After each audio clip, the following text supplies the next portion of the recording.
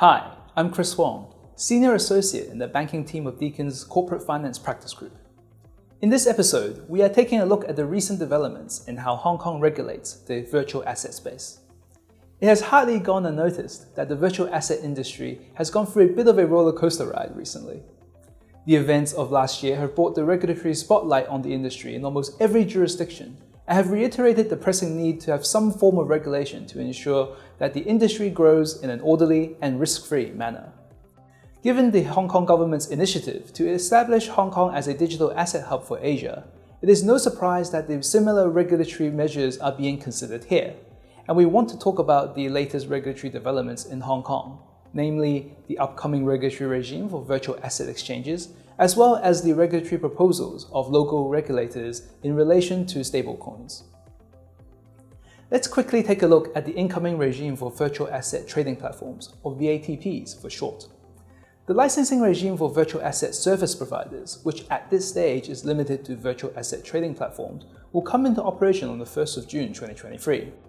A consultation paper was released earlier this year outlining the regulatory requirements for such platforms, including stringent requirements on the custody of client money and virtual assets, how virtual assets are emitted for trading on the platforms, and client onboarding requirements.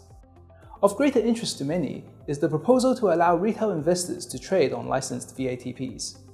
Despite some hesitation in the past, the undeniable growth in the sector meant it is clear that retail participation can no longer be completely banned or ignored.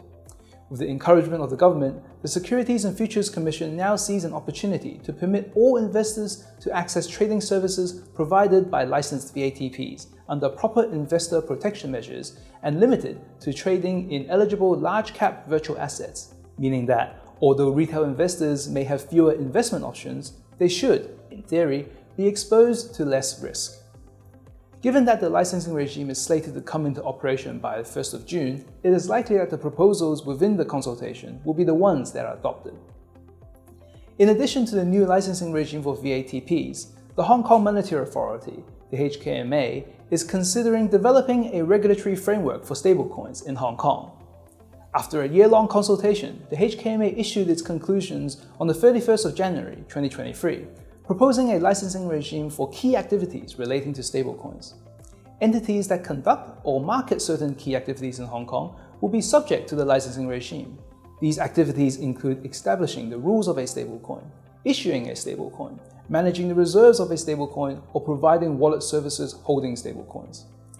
The HKMA plans to implement a comprehensive regulatory framework that will cover various aspects of the activities to be regulated, including governance, ownership, AML requirements, and user protection. The HKMA also plans to require stablecoins to be fully backed by reserve assets of a high quality and liquidity, and no algorithm-based stablecoins akin to the collapsed Terra Luna will be permitted.